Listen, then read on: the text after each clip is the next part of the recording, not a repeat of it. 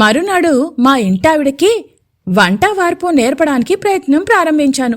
నేను దగ్గర కూర్చుని మన పద్ధతిలో వంట ఎలా ఉంటుందో తెలిసి తెలియని విషయాలను వచ్చిరాని భాషలో చెప్తూ ఉంటే ఆవిడ కూతుళ్ళు కూర్చుని ఒకటే నవ్వుకోవడం మొదలెట్టారు. నవ్వుతే వాళ్లముతే వంకరపోతోంది. నాకేవని నా పాఠం సాగించాను. అన్నం సరిగ్గా అత్తెసరు వదనుగా వండటం ఎలాగో నేర్పాను.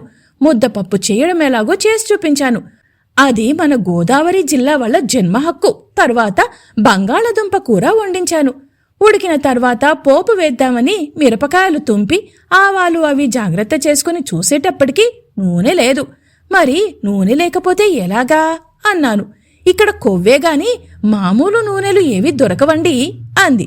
సరే, రేపటి సంగతి ఆలోచిద్దామని ఆ పూట కొంచెం వెన్న కాచి సామెత చెప్పినట్టు అప్పుడు కాచిన నేతితో తిరగమూత వేయించాను. ఆ ఘాటుకి వాళ్లు తట్టుకోలేక ఉక్కిరిబిక్కిరయ్యారు. తరువాత పులుసు ముక్కలు ఉడకబెట్టి అందులోకి చింతపండు నీళ్లు పోసి పిసుకుతుంటే వాళ్లకు వింతగా కనపడింది. చేత్తో పిసక్కుండా చెంచాతో నొక్కి ఆ రసం తీసుకోకూడదా అని అడిగింది ఇంటావిడ. తీసుకోవచ్చు, కానీ పూర్తిగా అందులో రసం అలా తీయడం కష్టం. ఇది సులువైన మార్గం అని చెప్పినా వాళ్లకు అట్టే నచ్చలేదు.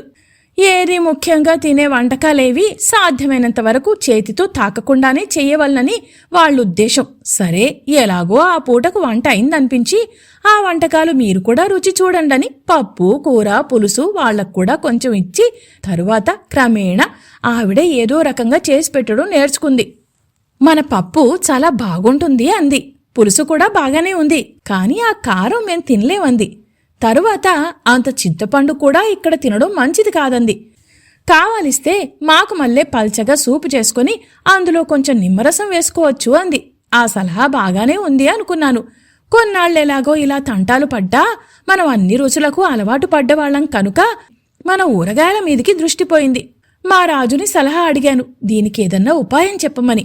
నేను అప్పుడప్పుడు ఇంటికి రాసి తెప్పించుకుంటా ఉంటాను. ఈ వేళో రేపో రావాలి, రాగానే మీకు కొంత వాటా ఇస్తాను అన్నాడు.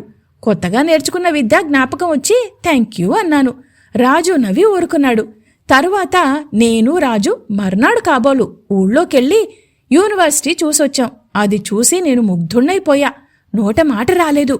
ఏదో మహత్తరమైన పవిత్ర భావం లాంటిదేదో కలిగి స్తంభించిపోయాను.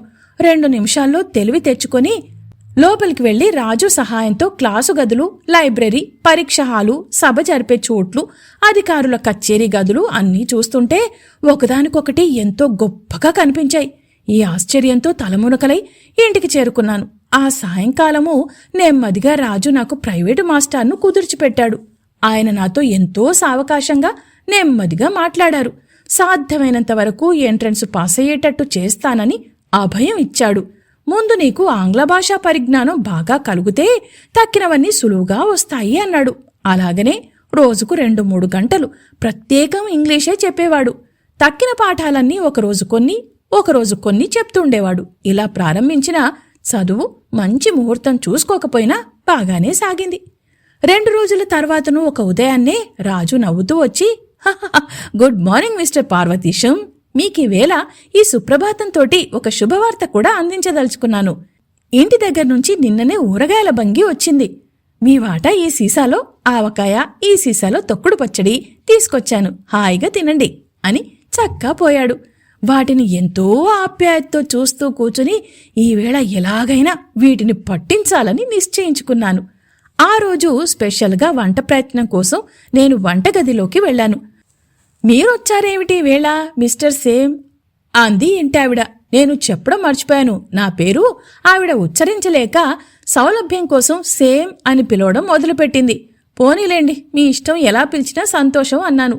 ఆ రోజున అప్పట్నుంచి ఆ ఇంట్లో అందరికీ నేను సేమ్ నై ఊరుకున్నాను. ఈవేళ మా ఊరు నుంచి కొత్తగా ఊరగాయలొచ్చినాయి, అందుకని వచ్చాను. తరువాత కొంత వెన్న కరిగించమని చెప్పాను. ఆవిడ వంట చేస్తుంటే నేను నెయ్యి కాచాను. వంటంతా అయిన తర్వాత ఆవిడ అన్నీ తీసుకువచ్చి నా గదిలో అమర్చి వెళ్లిపోతుంటే ఆవిడను వెనక్కి పిలిచి కొంచెం ఆవపిండి ఒక చిన్న ప్లేట్లో పెట్టి, ఇది మా దేశంలో ప్రసిద్ధమైన ఊరగాయ, మీరు రొట్టె మీద బాగా వెన్నరాచి దానిపైన జామ్లాగా రాసుకు చూడండి, కొంచెం కారంగా ఉన్నా చాలా బాగుంటుంది, అట్టే ఉపయోగించకండి అని హెచ్చరిక కూడా చేశాను.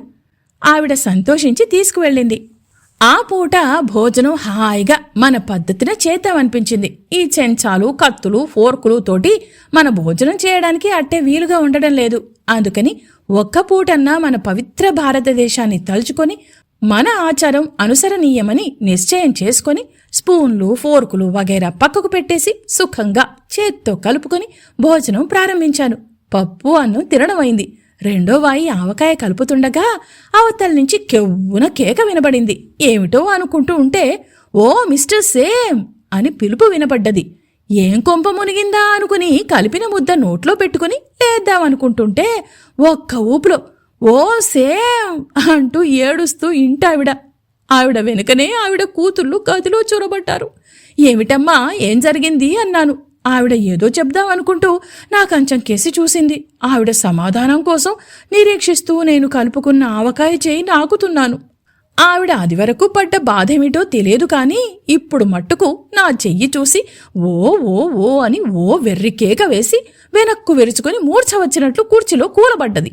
అంతవరకు నన్ను చూసి ఈకిలిస్తూ పకిలిస్తూ ఉన్న కూతుళ్ళిద్దరూ ఆ ఉద్యమం మానుకుని 2 కన్నీటి చుక్కలు బలవంతాన తెచ్చుకొని తల్లి సంరక్షణ కోసం ఆవిడ దగ్గర చేరి ఒకరు మంచినీళ్లందించి ఒకరు ఆవిడ ముఖం మీద కాసిన నీళ్లు చిలకరించారు.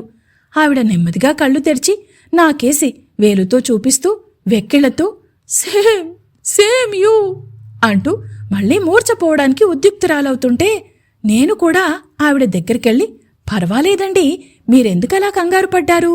మీకేం భయం లేదు.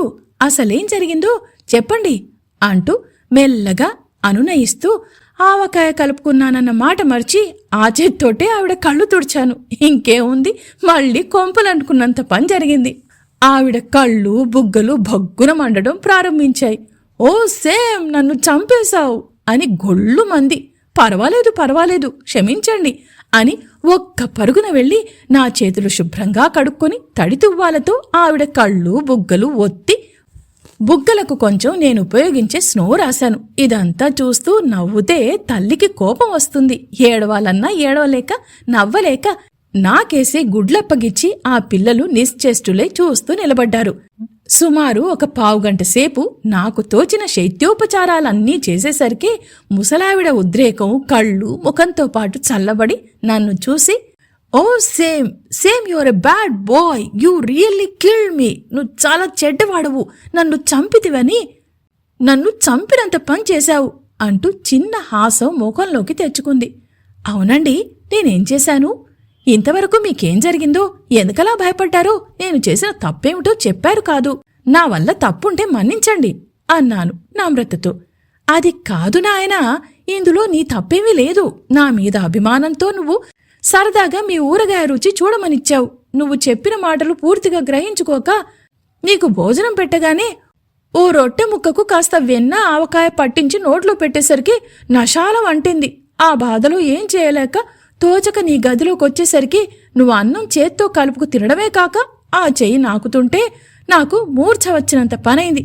ఈ పద్ధతులు మాకు అలవాటు లేక చూడగానే నాకు చైతన్యం పోయింది. అంతకంటే మరేం లేదు.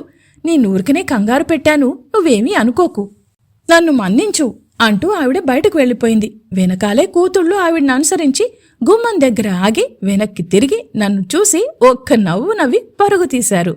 మర్నాడు ఇక్కడ ఆవకాయ గొడవ, అది చేసిన హంగామా, మా ఇంటావిడ పడిన బాధ, అదంతా కథ కింద రాజుతోటి చెప్పేసరికి రాజు విరగబడి ఒకటే నవ్వు. ఆ రోజస్తమాను తలుచుకొని మేమిద్దరం ఒకటే నవ్వుకోవడం.